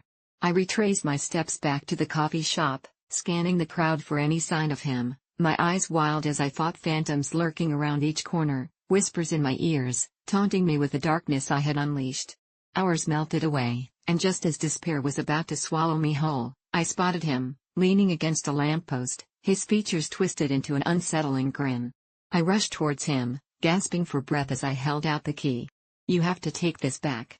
I shouldn't have opened it," I pleaded, but he merely laughed, shaking his head. "Too late, my friend. The key has chosen you. You're part of its story now, and there's no way out." In a haze of anguish, I felt the shadows wrap around me once again, sealing my fate as the world faded into darkness, laughter echoing in the air, a haunting reminder that sometimes, the doors we choose to open can never be closed again, and the very act of curiosity can draw us into a nightmare we never wanted to know existed in the first place. I never thought much of myself growing up. While other kids were busy climbing trees and summoning the courage to ask their crushes out on dates, I was content to sit on the sidelines, just observing. That was until the day I was dragged out of my comfort zone, kicking and screaming, by circumstances I could never have anticipated. It started on a chilly autumn afternoon when I found myself trudging home from school, my backpack heavy with textbooks and insecurities. I had just been bullied again for my stutter, which seemed to embarrass those around me more than it did me most days. I took a shortcut through the woods that day, a path less traveled but somehow comforting in its solitude. The trees whispered secrets, and the rustling leaves seemed to echo my own yearning for escape. But something was off that day. The air felt charged, as if the atmosphere was pulsing with a strange energy. I heard a noise, a rustling, more than just leaves and branches, like a soft cry of distress. Against my better judgment, curiosity got the better of me, and I followed the sound. I stumbled upon a clearing, where I found an old, weathered well, its stones slick with moisture and age. Perched at the edge was a girl, maybe a couple of years younger than me, her clothes torn and dirty, a haunting look in her eyes. Instinctively, I felt drawn to her. "Please help me," she sobbed, her voice trembling like the wisp of a dying flame. I approached cautiously, feeling adrenaline start to swirl in my chest, nearly drowning out the sound of my heart thumping wildly. "How did you get here?" I murmured, unsure if I was making a mistake. "I don't remember," she replied, shaking. "But I can feel them getting closer. Please, I don't have much time." I had no idea what she was talking about, but fear took root in my gut as I glanced around, half expecting something ominous to leap from behind the trees. Something compelled me to sit beside her, and I reached my hand out, willing to comfort her in a way I had never done for anyone else. "You're not alone." Suddenly, a thunderous crash echoed behind me, and I whipped around to see shadowy figures materializing in the distance, their forms nightmarish and grotesque. They had a gnarled quality, like they were made from the very darkness gathering in the sky. My previous courage fled, replaced by a paralyzing dread, but I didn't want to abandon this girl. I looked back at her, and she met my gaze, her desperation charging the air between us. "We have to run," I yelled, and somehow, I found the strength to pull her up. As we sprinted through the trees, the figures pursued us like angry storms, howling with fury. My mind raced, a whirlwind of panic, but there was a single thought I clung to: I had to protect her. We veered, ducking under branches, my legs aching with each desperate stride. Somewhere in the back of my mind, I recognized the irony. I had always viewed myself as weak, and now I was running for someone else, channeling every ounce of hidden strength I never knew I possessed. As we neared the edge of the woods, I spotted a shimmering light ahead. It flickered, a promise of safety, beckoning us like a lighthouse in a storm. "Keep running," I yelled, pushing myself harder as we neared the light, the howls of our pursuers growing more furious and closer. "Just a little more." The girl started to falter, and I could see the fear in her eyes, the dread of being caught. "Come on. We're almost there," I shouted, grabbing her hand and pulling her along. In that moment, I felt an insatiable anger rise within me, fueled by the thought of how many times I had been pushed around in my life, of how weak I had let myself become. It ignited a fire inside, churning my fear into raw energy. The moment we broke through into the clearing, we were met with blinding light, and for a second, I thought we were safe. But the darkness screeched behind us, and the figures surged forward, their arms outstretched like tendrils of smoke. "I won't let them take you," I screamed, my voice surging with an intensity I had never known. That sudden realization pummeled into me: I was stronger than I thought. As the shadows reached for us, I felt an unearthly strength ripple through my body. I turned to face them, putting myself between the girl and the encroaching terror. My heart raced, not with fear, but with an undeniable power, an unshakable resolve. "You will not take her," I roared, and to my shock, a blinding light erupted from me, radiating outward like the sun slicing through the darkness. The figures recoiled, howling in anguish, and for a moment, I felt invincible. It wasn't just my physical strength, it was something deeper, a well of courage and conviction that I had kept buried beneath years of doubt. I took a step forward, fueling the light with my determination, picturing every time I had felt small, every time I had let others dictate who I was. The tendrils of shadow writhed and twisted in a futile attempt to advance, but they couldn't touch us. The girl stood beside me, her eyes wide with awe, and for the first time, I felt like I was in control. Without warning, the shadows began to dissipate, swirling and flickering away like an extinguished flame. As the last remnants faded into nothingness, I turned to the girl, who looked at me with gratitude washing over her features. "Thank you," she whispered, her voice trembling now, but no longer from fear. In that moment, the knot of uncertainty that had gripped my heart for so long started to unravel. I realized that I had not just saved her, I had saved myself. I learned that day that courage doesn't always come from a place of fearlessness, but from facing those fears head-on and understanding that strength lies within us all. Somehow, I had found that hidden reservoir in the dark, and it had saved us both. From that day forward, I carried that lesson with me, no longer just the observer on the sidelines. I had Transformed, awakened to the truth that I could seize control of my life in ways I had never imagined before, and I would never allow others to dictate my strength again. The shadows had been vanquished, not just by light, but with the fire of self-discovery, and that day became the cornerstone of who I wanted to be. I've never forgotten that moment, how powerful it felt to confront my own darkness while saving another soul in the process. And I promised myself that I would never let anyone, including myself, pull me back into the shadows again. They never listen. They never believe. But I'll keep trying, because that's all I can do. That's all I've ever been able to do. My heart raced as I watched the townsfolk gaze over my shoulder, laughing at the darkness creeping in, unaware that they were on borrowed time. It started when I was 8. The whispers in the walls became impossible to ignore one fateful night when I followed them down into the damp, unlit basement of my grandparents' house, a relic of long-forgotten memories and old secrets. They reached for me with their slithering voices, urgent and pleading, but those echoes morphed into terrifying screams as I stumbled across a crudely buried chest. I opened it, igniting the air with a sickly sweet stench of rot. Inside lay old photographs of children who once played in our town, their eyes darkened and lifeless in a way that gripped my spine as I realized they weren't simply memories, they were warnings, relics of the town's buried past. I tried to tell my parents, tried to tell others, but they dismissed me, chided me for my overactive imagination, and, worse yet, my peers mocked me for my fears, which only deepened my resolve. Week after week, as I spiraled deeper into obsession, the sounds grew louder, relentless. They called to me, promising power if I'd only set them free. I remember the night they first took one of us, a girl from my class, her laughter now a distant memory. Everyone else shrugged it off as just another disappearance, but I knew better. I pressed harder, seeking the truth, only to be met with scorn each time. So I began to investigate alone, combing through every library's dusty shelf, piecing together lore of our town's twisted history, and soon I came to a chilling realization: whatever sinister force dwelled beneath us had claimed the souls of children every generation, feeding off them to preserve its own existence. The restless whispers grew into a violent cacophony, begging for a connection, and that's when I made the most horrific mistake. I drew a simple sigil in my notebook, a forgotten child's drawing, twisted and wrong, and when I unwittingly chanted the words, the air turned electric, and I felt something tear through the fabric of reality. It was like opening a door to a nightmare that had been waiting for me, and the thing on the other side was hungry. I felt its icy breath on my neck, pulling me towards a hypnotic shadow that flickered at the edges of my vision. The next morning, the world felt darker. The sun barely broke through the clouds, and the townsfolk went about their routines, oblivious to the creeping dread that has etched itself into the very bones of the town.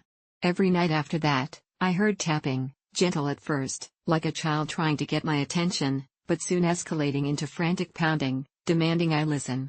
They told me to run, to hide, to warn everyone, yet every word was met with more disbelief. "You shouldn't let your imagination run wild," the adults said as they glanced away in pity. I could see the glimmers of their fear lurking behind their laughter, but they didn't understand that laughter leaves you vulnerable. As days turned into weeks, those voices grew stronger, more distinct.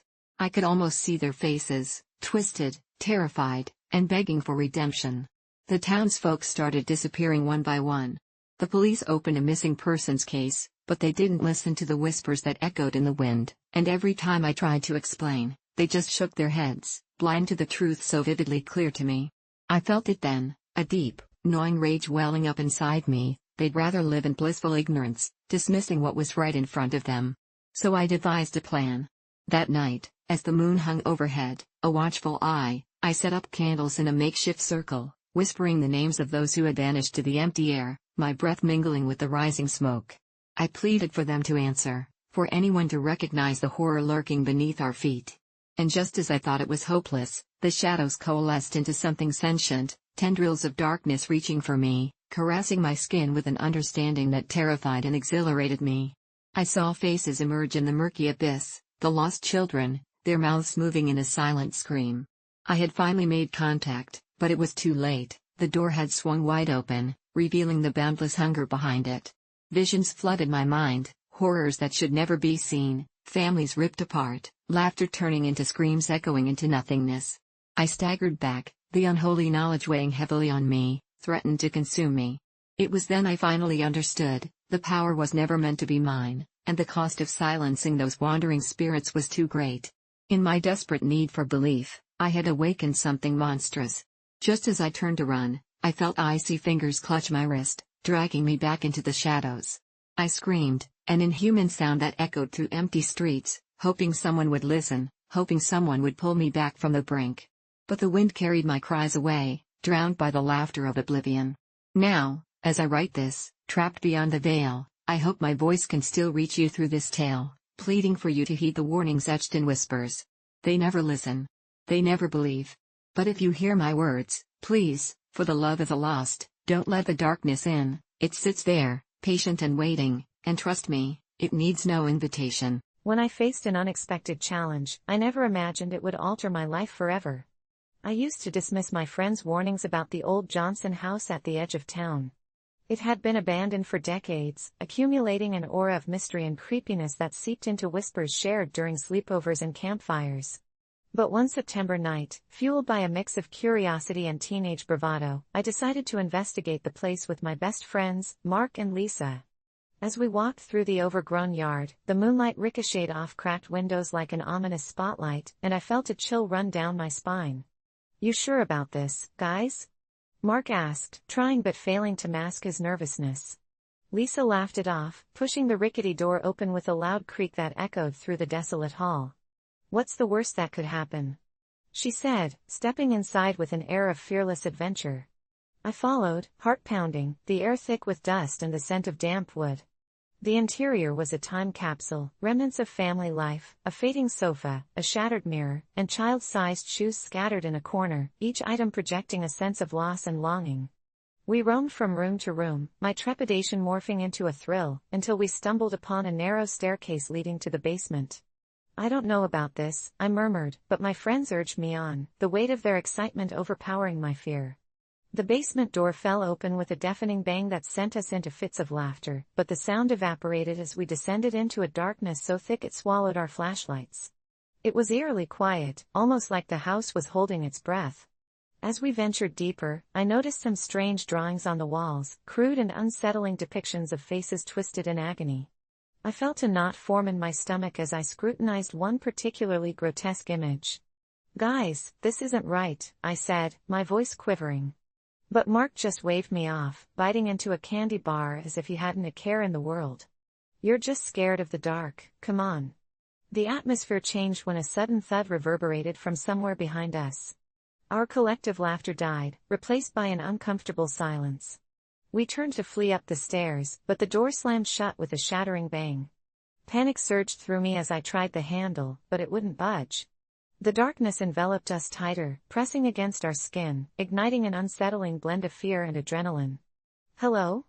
Mark shouted, but no one answered. It felt wrong, almost suffocating. It was Lisa who broke the tension, flashing her phone's light on Mark's face like a spotlight. "Look, we just have to find another way out," she said, her voice teetering between determination and dread. We began to search for any other exit. As we moved deeper, I caught snippets of whispers that sounded too much like our names, trailing off like shadows. My skin prickled. This wasn't just horror movie stuff, something was really wrong. We stumbled into a small room, the air heavy with the scent of mildew and something else I couldn't identify. In the corner was a large, ancient-looking mirror, its surface warped and cloudy, reflecting warped images of us. "What the hell is this place?" Mark muttered, taking a step closer to the mirror. I felt a strange pull, a dizzying urge to approach it myself. I didn't even notice when Lisa went quieter, her expression shifting to confusion. Suddenly, Mark gasped. "Did you guys see that?" We all blinked at the mirror. For a brief moment, there were faces behind us, horrific, twisted faces that didn't belong. I stumbled back, the breath hitching in my throat. In that instant, I realized what we were truly up against, something not just unsettling but wholly sinister. We had to get out of that house. The mirror began to pulse with a low, ghastly glow, and the whispers heightened into a chaotic cacophony filled with anguished cries. My blood ran cold, the previous bravado I had felt disintegrated into sheer terror. I turned, lunging toward the door, but it wouldn't yield. I could feel the panic rising in my chest as I pounded on it, desperation morphing into indifference on the other side. "Guys!" Lisa screamed, her voice cracking, slicing through my haze of fear. We have too. Her outburst was cut short by a horrendous shriek from beyond the door. Something rattled it violently, and a deep, echoing growl resonated through the darkness. We all turned in unison, eyes fixed on the mirror. My heart dropped as shadows vented from the reflective surface, twisting into nightmarish figures that clawed at the edges, reaching for us. It was unreal and nightmarish. In the chaos, I had an awakening, a surge of determination. "We can't let it take us," I shouted. "We have to fight." I grabbed Mark and Lisa's hands, feeling their shaking pulses against mine. "We're getting out of here, together."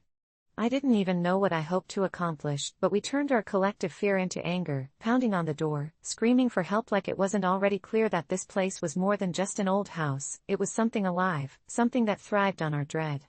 And just like that, as if recognizing our defiance, the door trembled violently before bursting open, flooding the room with the light from our phones.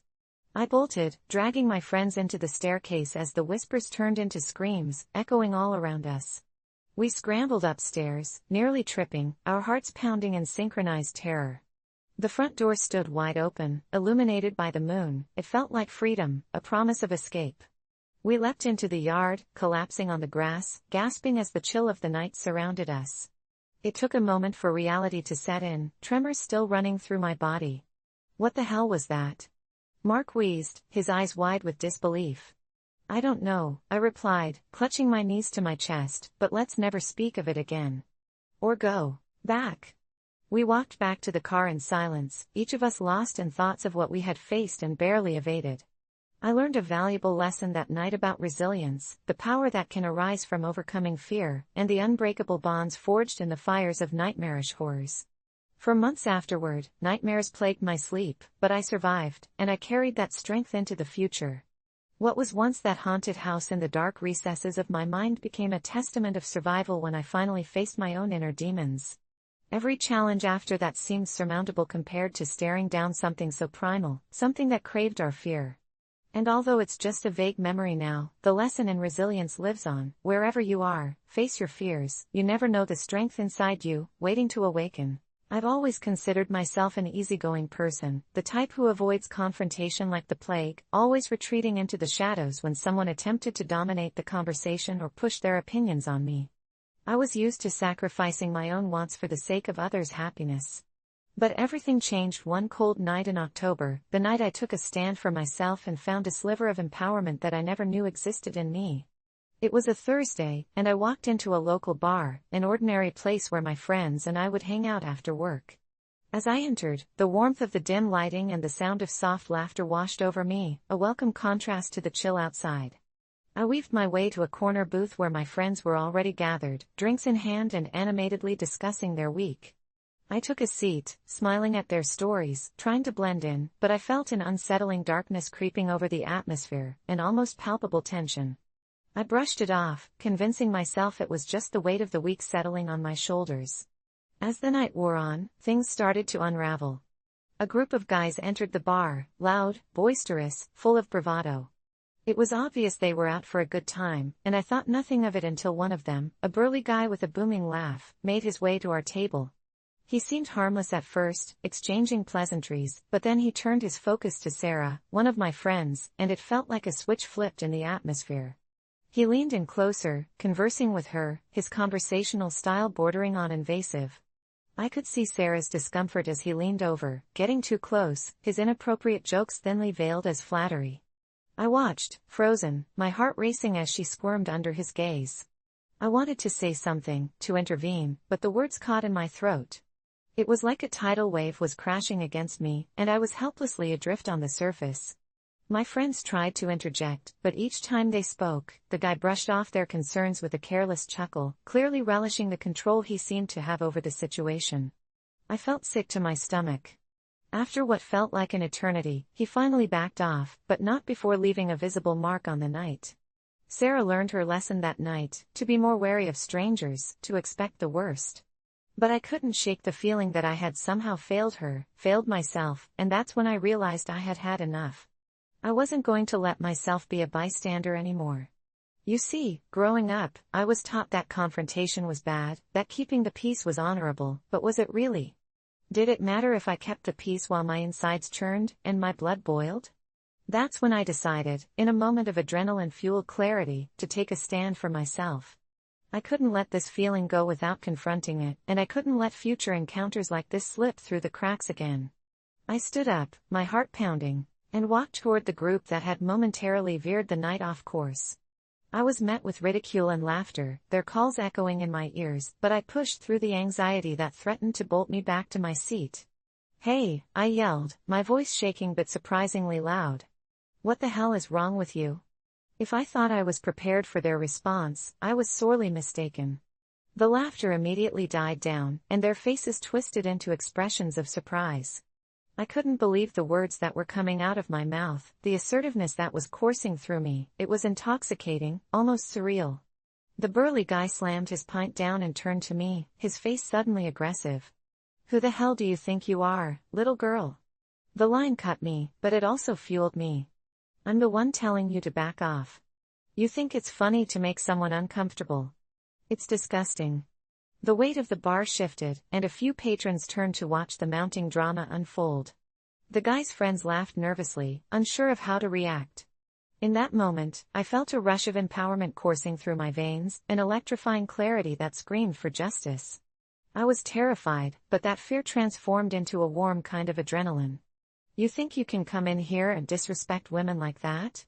You need to learn some manners," I continued, my voice gaining strength, surprising even myself. "You're not funny. You're pathetic." I felt a camaraderie growing in the space, the other patrons catching on to the moment, murmurs of agreement rippling through the bar. The guy stood there frozen, a mixture of surprise and anger flooding his features. At that very moment, Sarah and my friends rallied behind me, an unspoken support that fortified my resolve.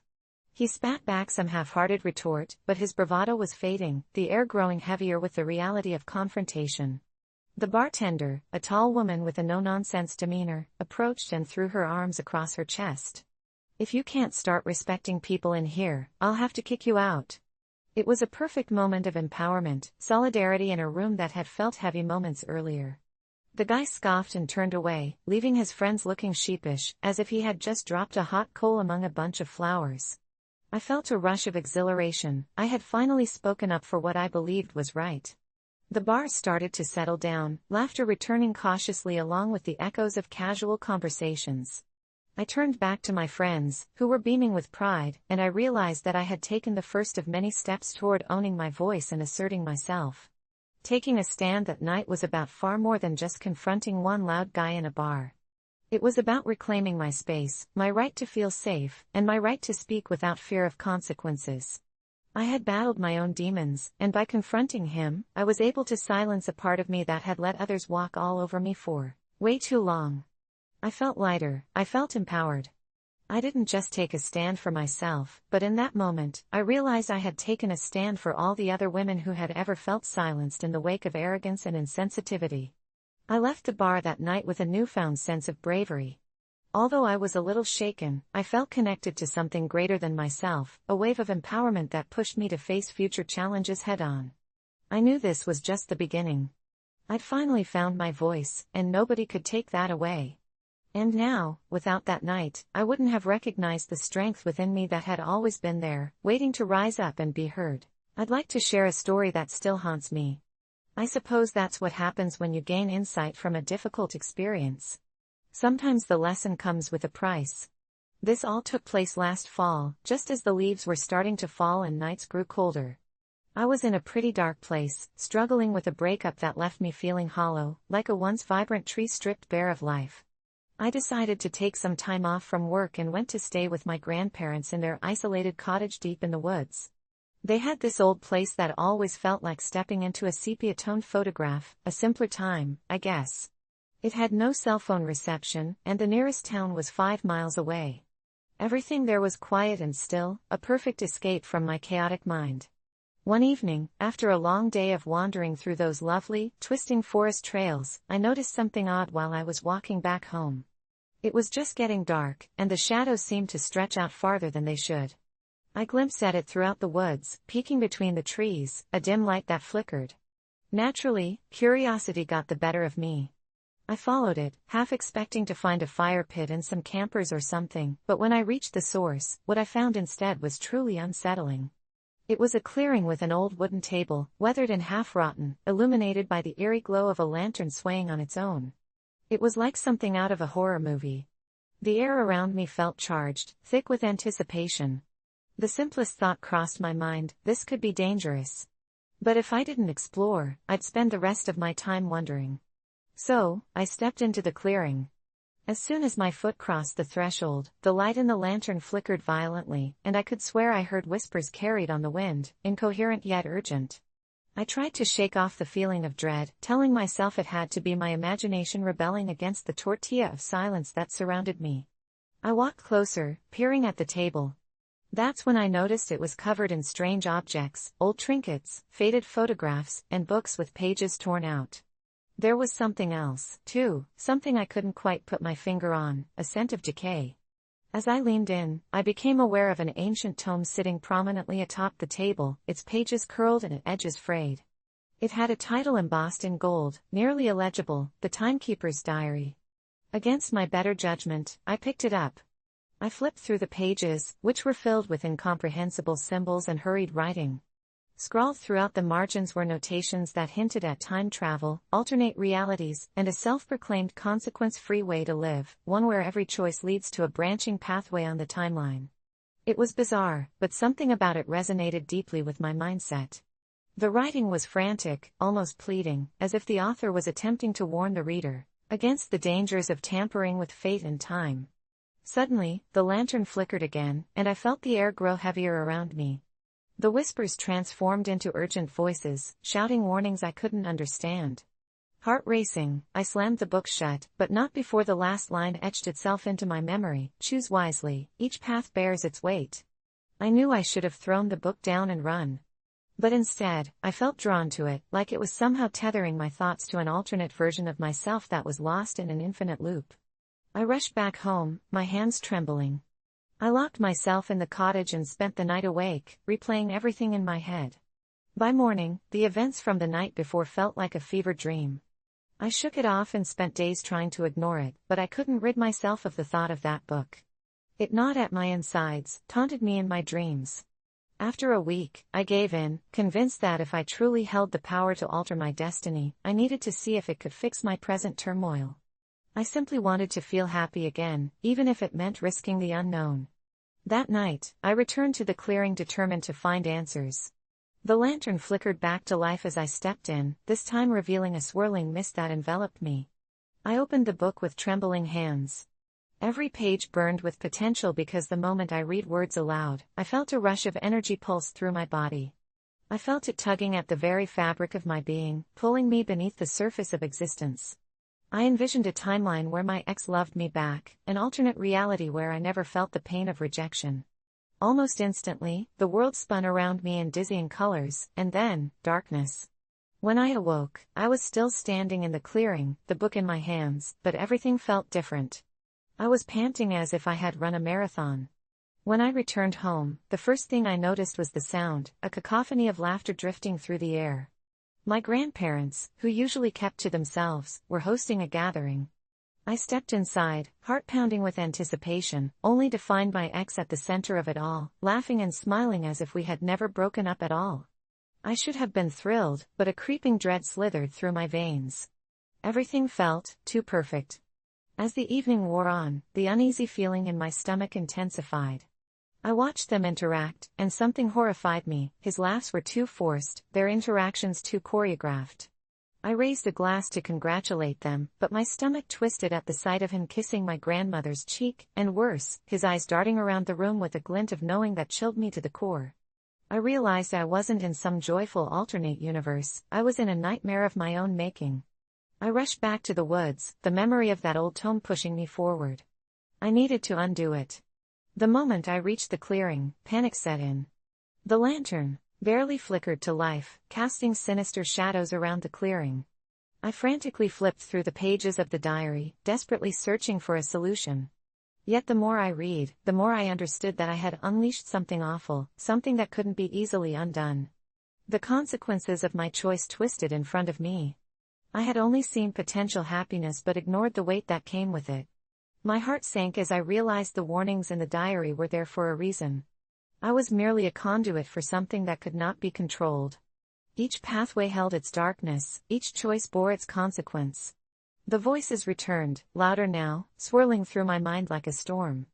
I had been gifted the power to choose, but I had failed to recognize what I put at stake. I dropped the tome, letting it fall into the dirt. I felt the world shift again, faster this time. I couldn't hold on. Everything went black. I woke up back in my room, the first light of dawn creeping through the window, silent and still. I immediately felt weightless, as if the burden had been lifted. My eyes darted around, half expecting to see shadows lurking in the corners, but everything was normal. Yet something essential was lost. I had gained an insight, but at a cost I couldn't fully comprehend. My ex was gone from my life, but a part of me whispered that they had never truly been there at all. I knew then that I had to confront the reality of my experience, the pain, the heartbreak, everything I had tried to escape. The realization was brutal but freeing. I never returned to that place in the woods or picked up the diary again. I learned that sometimes difficult experiences strip us bare not just to haunt us but to help us grow.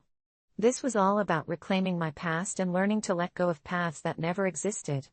There's a scar that remains from that time, but it has shaped who I am now, who I continue to become.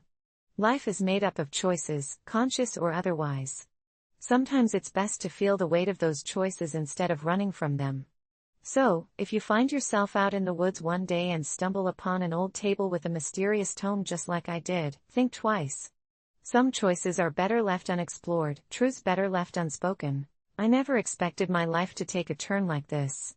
It all started on a chill October evening, the kind where the cold seeps into your bones, and the leaves whirl about in an eerie dance. I had just returned to my hometown after 5 long years, trying to escape the glaring reminders of a painful breakup. In my mind, the memories of Sarah lingered like ghosts in the empty rooms of my old childhood house. We were once inseparable, but life had other plans. She found love with someone else while I spiraled into a haze of loneliness and regret. On that fateful evening, feeling raw yet alive, I decided to drown my sorrows at the old bar down the road. It was a local dive, dimly lit with flickering neon signs and a jukebox that only played the saddest love songs. I ordered a whiskey and tried to ignore the knot in my stomach, reminiscing about the last time I was there with Sarah. Just as I took that first sip, an attractive woman entered the bar, her laughter bubbling like champagne. Her name was Mia, and she had an aura that drew everyone towards her. For a moment, I forgot about my heartache. We struck up a conversation, and I discovered she had just moved back to town, too, seeking something she couldn't quite put into words. The connection was instantaneous, a jolt that lit up the gloomy bar like a flickering flame.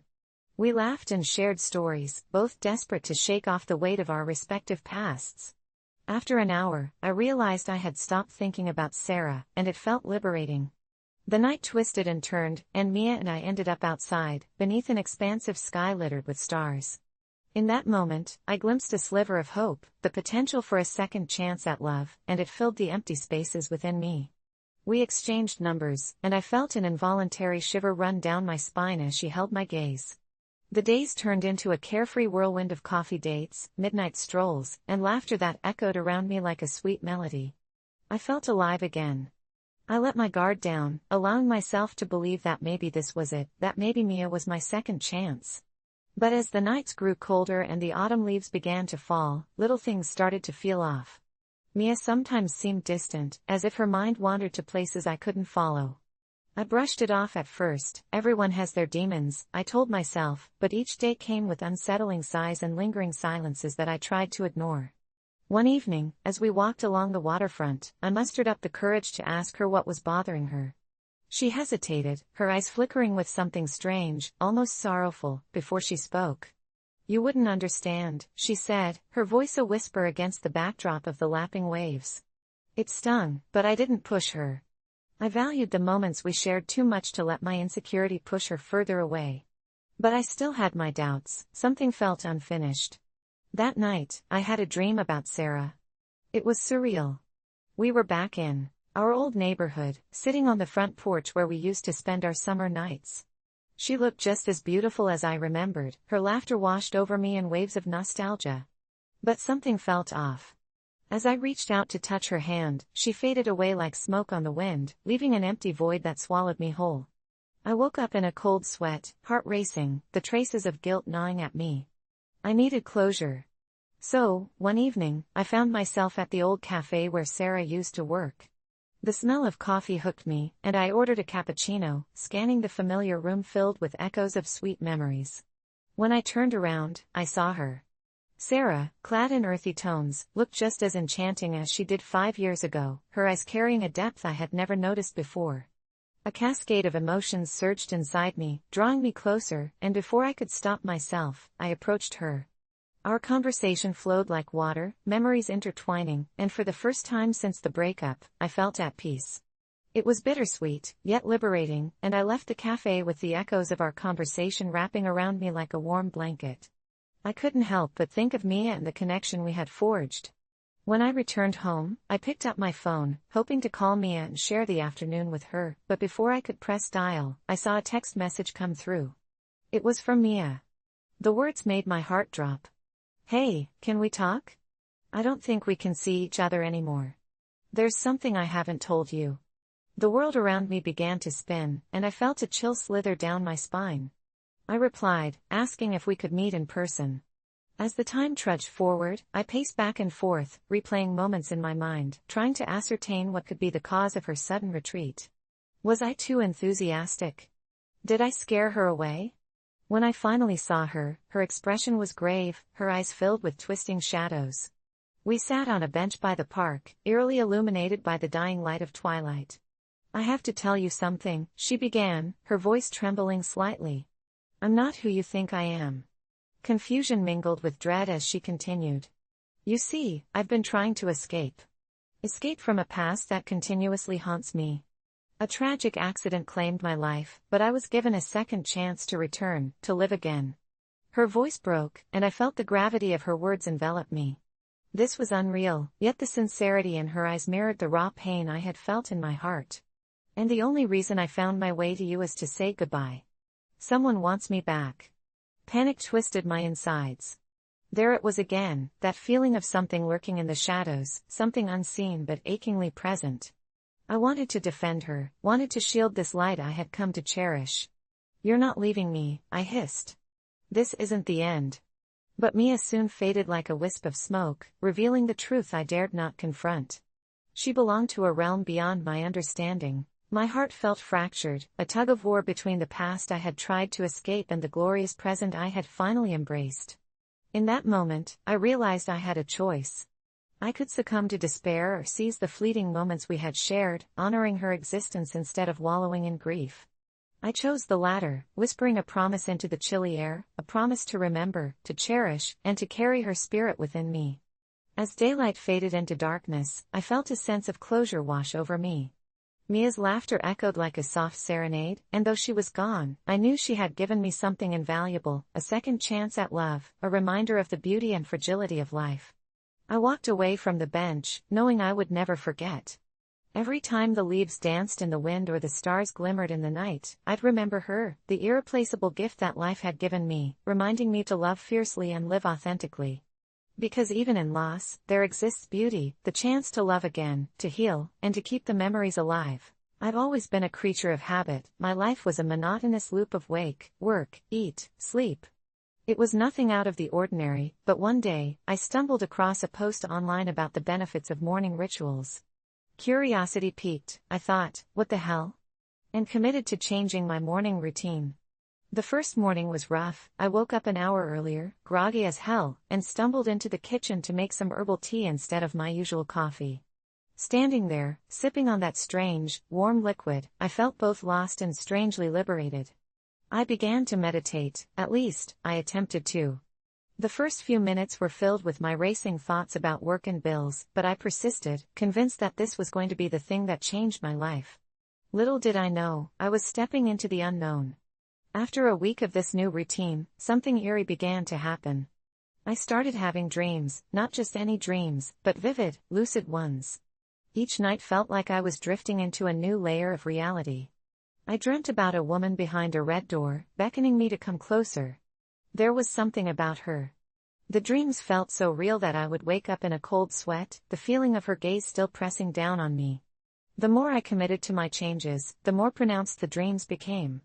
After a few weeks, I recognized that the dreams were connected to my routine. And then came that night, a dream unlike any other. In the dim light of the room, I entered through the red door, finding myself in a long, narrow hallway lined with portraits. Each painting seemed to depict a different version of me, living out alternate realities, lives I could have lived had I made different choices. It was both fascinating and terrifying. I walked down the hallway, looking at each picture, noticing their details, the success, the heartbreak, the victories that could have been. Just as I was absorbing it all, I noticed a flicker at the end of the hall. There she was, the woman from my dreams, standing at the end, longing for me to come closer. My heart raced. Before I could think, I found myself sprinting towards her, and just when I thought I'd reach her, the world around me began to dissolve into a hazy fog. I awoke with a start, my room was dark, and the only light came from the window. I felt an impulse, unlike anything I had ever experienced, compelling me to make a change right then and there. Exhausted but driven, I decided to go for a late-night walk, something I had never done. The streets were deserted, a cold breeze nipped at my skin as I wandered aimlessly. In my head, I replayed that dream, the portraits, the gazes, and most importantly, her. Suddenly, I found myself at the park, a quiet, sprawling place surrounded by trees that spread like festering shadows in the moonlight. Something urged me to the old swing set that creaked faintly with each breeze. I sat down, gripping the cold chains, feeling oddly comfortable. That's when I noticed a figure at the other end of the empty park, a woman standing beneath a flickering street lamp. My heart lurched painfully in my chest. Had she somehow followed me from the dream? It felt impossible, ludicrous even, but the resemblance was uncanny. The same long hair, the same piercing eyes. My instincts screamed to run, to hide, but I was rooted to the swing. She raised her arm slowly, pointing directly at me. The air thickened with an unspeakable tension. I reluctantly stood up, slowly approaching her, my mind racing, wondering if I was entering an entirely new reality. The closer I got, the clearer her features became, and then the world began to spiral. It was as if reality itself was reshaping around me. I staggered as colors swirled, the whole scenery morphed into a kaleidoscopic mess. I heard a voice, smooth but haunting, whispering my name, "You can be more than you are." The voice filled my head, echoing within the abyss of my mind, drowning out my thoughts. And then, I was in front of her, standing inches away, something radiated between us. "You've seen what could be," she said softly. My heart pounded as I stood paralyzed, the world a blur around us. "I can show you another path, a way to escape the cycle you're trapped in." A part of me wanted to reject her offer. What did it mean? Would I lose everything I had achieved, throw away my life for the unknown? But another part of me was willing, desperate for a change. My routine had been my prison, hasn't it? "Yes," I said, almost strangled by my own words. Suddenly, the ground shook, a low rumble that unnerved me. I felt the air crackle with energy as visions whipped around us, flashes of lives I hadn't lived, success, fame, heartbreak, love, the pain and joy of it all, playing out in an endless montage like a movie burned into the fabric of reality. It felt intoxicating. I could feel myself unraveling, pieces of me scattering into the infinite possibilities before me. Everything blurred, and in an instant, I was swept away, leaving fragments of my old self behind, welcoming the unknown with open arms. I awoke the next morning in my own bed, drenched in sweat, a pounding in my head. Nothing seemed different at first, just my familiar surroundings. Then I glanced at my clock and shot upright, time felt strange, unsteady. I rushed to the window, looking outside as if expecting to see something different. My heart raced as I caught sight of the street below, colors appeared more vibrant, there was an energy in the air. I stepped outside, the world felt lighter. I engaged with every passerby, every interaction ignited something within me. I wasn't just living, I was thriving. But then, the eerie feeling of being watched crept back. In the corner of my mind, a voice echoed, "You can change it all, just like that." Time seemed fluid, and suddenly, I grasped that the changes I had made weren't just a routing improvement, they were the beginning of a new narrative, a timeline that rippled with endless possibilities. For weeks, I embraced this newfound energy, stepping into opportunities, embracing risks, and connecting with people I would have previously shied away from. But there was a price, wasn't there? I began to notice subtle shifts, the shadows lengthening, a pervasive sense of anxiety creeping back in, memories resurfacing like ghosts. I realized that in pursuing alternate realities, I had inadvertently fractured my own. Each choice left behind a piece of me, and slowly, night terrors returned, revisiting vivid dreams where that red door remained ajar. I could feel the woman's presence every night, drawing me back towards her, taunting me with possibilities I had yet to experience but had once forsaken. The thrill of the change began to weigh heavily. One night, I found myself at that park again, standing at the same swing set, feeling her gaze from the shadows. "You chose," she whispered, the sound threading through my mind like poison. "But did you choose wisely?" I felt her presence closing in, the fragmented pieces of my former self circling like vultures. "You will pay for every decision, every moment." Just then, the shadows deepened, and I felt like I was back at the precipice of that red door, now more menacing than ever. I could either wade deeper into this altered reality or find a way to reclaim what was mine. Realizing that I couldn't escape the consequences of my choices, I understood then that life is a delicate balance, and for every change made, there is a cost, a threaded path that entwines every facet of existence into an intricate weave of light and darkness. The morning routine that once helped me escape stagnation now felt like an inescapable labyrinth. After that night, I altered my approach. Instead of running towards the changes, I began to embrace them gradually, careful not to lose myself in the process. I focused on grounding myself, on cherishing the present and the relationships I had nurtured. Eventually, the dreams receded, and though the woman remained a part of my memory, I realized she was not a specter of regret to haunt me but a reflection of potential, an echo of every choice I could make. With every dawn that broke, I learned acceptance rather than racing towards what could have been.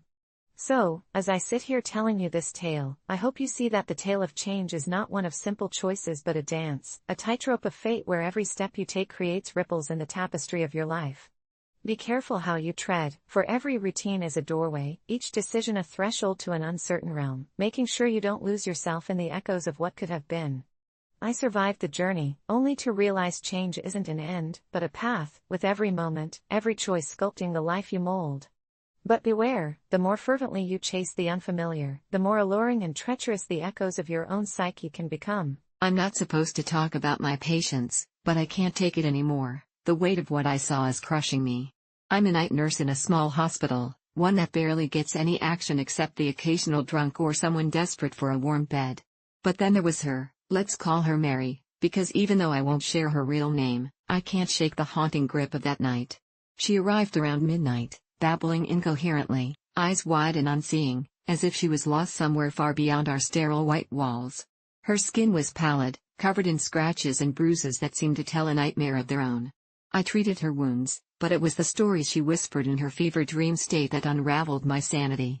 She spoke of shadows that moved on their own, whispers of a man who had promised her wonders beyond imagination but instead left her trapped in darkness. I thought she was simply delusional, a product of some unseen drug, but the more she spoke, the more my blood ran cold. She described a house at the edge of town with a lantern in the window that never flickered, a man who waited in the basement, beckoning to her with bony fingers, and the things he did to her that I couldn't even imagine. I wanted to dismiss it as madness, but then the lights in the hospital began to flicker as if they too were responding to her ramblings. The nurses started to complain of shadows in the corners of their eyes as the air grew thick and heavy, a staleness that reeked of something rotten, like death was lurking around every corner. Mary became fixated on the window, staring wide-eyed into the blackness, the panic rising as she screamed about shadows pulling at her from the outside, trying to drag her back to that house she described. I held her hand, trying to calm her, but every time I glanced at that window, I could swear I saw something moving outside, something dark and misshapen that vanished as soon as I focused. The other staff members noticed her deterioration as well, and soon whispers filled the break room. How can we help her if she won't talk about what happened? Each night, her grip on reality thinned, and every time I tried to soothe her, she'd scream louder about the man in the basement, how he was coming for her and how I couldn't save her. I wanted to call a psychiatrist, but protocol weighed heavily on my conscience, tying my tongue with rules of confidentiality and HIPAA regulations, leaving me trapped in my own silence. Then, the third night came, the night everything changed. Mary fell into a fitful sleep, and in that eerie stillness, I found myself unable to shake the fear that something awful was going to happen. I peered through the window, and just as I feared, the lantern was glowing at the edge of town. It flickered in the darkness, and I felt an inexplicable urge to head toward it, like it was a beacon calling out to me, the shadows behind me whispering in a language I didn't understand. I broke protocol. I slipped out of the hospital, telling myself just a quick look, a glimpse of what lay beyond the town limits. The chill in the air was electric, and as I approached the house, I could hear the faintest echo of Mary's cries in my head as if they were coming from the depths of the earth. The house was dilapidated, vines crawling up the brick, and the front door swung open at a mere nudge of the wind, inviting me in. Inside, the air was thick with dust and despair. I stumbled through the rooms, and that's when I heard it, the sound of water dripping, echoing from the basement like an invitation. Each step down the creaky wooden stairs sent palpable dread up my spine, and as I reached the bottom, a cold draft swept over me, stealing my breath. The basement was lit by a single, flickering bulb that cast twisted shadows on the stone walls, and there, sitting on a chair made of human bones, was the man Mary had warned me about, his eyes dark hollows, his smile wide and grotesque, as if he had just escaped from a nightmare. "You came looking for her," he crooned, a voice like gravel, "but you'll only find what you're truly seeking." Before I could comprehend his meaning, a scream echoed through the basement, Mary's voice, and in that moment, I was ripped from the clutches of fear as a whirlwind of anguish rushed through me. I turned to flee, but I felt him grip my arm, and suddenly, I was plunged into darkness, caught in a realm where time warped and reality flickered like the dying light above. I saw shadows without form reach for me, and then I was back in my own bed, sweat-soaked and gasping, the hospital walls staring back at me like the lifeless void. Days passed, and Mary was gone. They said she was discharged, sent away with her delusions intact, and the hospital returned to its mundane rhythms, but I was not the same. I could hear whispers at night, could see the shadows deepen in corners, always waiting, lurking, reminding me of the darkness within the basement and the man who had promised me that I would come to know what I was truly seeking. But I wouldn't say anything, because who would believe me? Who would dare to speak against the laws that bind us? So I kept quiet, telling myself I was safe, but deep down, I understood. I could feel the pull of that lantern beckoning me back, and the shadows were coming, and with every flicker of the lights, I could almost hear him whispering my name, promising that soon enough, I would understand. How I faced a major challenge and came out stronger. When I found myself staring down the challenge that would change my life forever, I had no idea just how deeply it would shake me. I had always considered myself a fairly resilient person, able to keep my head up through tough times and carry on even when things felt insurmountable. But this particular challenge was different, and as I stood at the crossroads of it, all my usual self-assurances seemed to slip through my fingers like sand.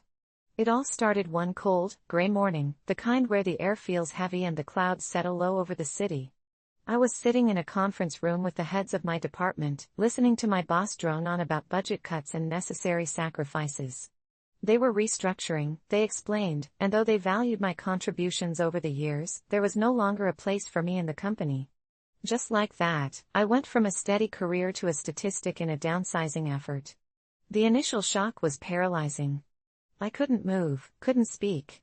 The air felt thick, like I was breathing through wool. The first thought that hit me was that I had nothing to fall back on. I'd poured my life into this job, putting in late hours, sacrificing personal time, even skipping vacations. It had all felt worth it because I'd believed I was building something solid, something that would last. But now, as I packed up my office, I realized I was walking out with nothing but a cardboard box of old memos and dusty desk ornaments.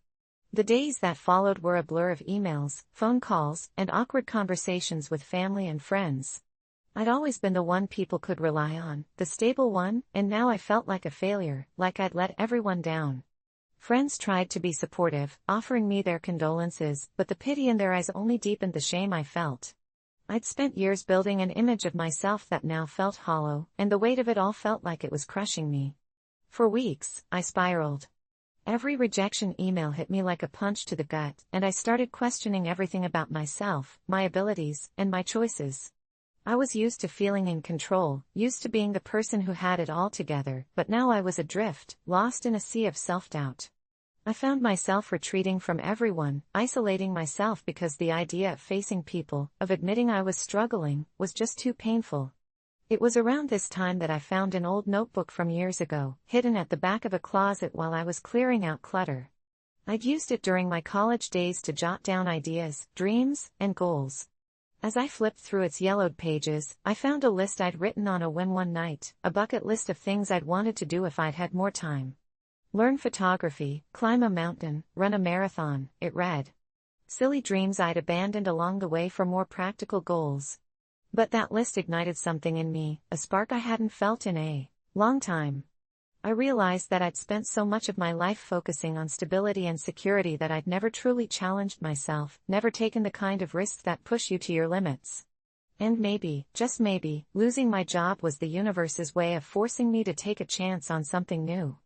Without much thought, I signed up for a marathon. I hadn't run more than a mile since college, but the idea of it felt strangely right, like this was something I needed to do for myself. Training was brutal. I was out of shape, and the first few weeks were painful. My muscles screamed in protest, my lungs burned, and I almost gave up countless times. But every morning, I'd lace up my shoes and push myself a little harder, determined to prove that I could do this, even if only to myself. The training became my therapy, a way to focus on something tangible, something that was in my control. Each run was a battle with my own mind, a test of whether I could keep going even when everything inside me screamed to stop. It was during one of these runs, in the early hours of the morning, that I had a revelation. My life had always been about avoiding failure, about playing it safe and taking the road most traveled. But now, faced with the unknown, with the very real possibility of failure, I realized that I was stronger than I'd given myself credit for. The fear of failure had kept me small, kept me confined within the safe walls of my comfort zone. But now, with every mile I ran, those walls started to crumble. When race day arrived, I stood at the starting line feeling a mixture of terror and exhilaration.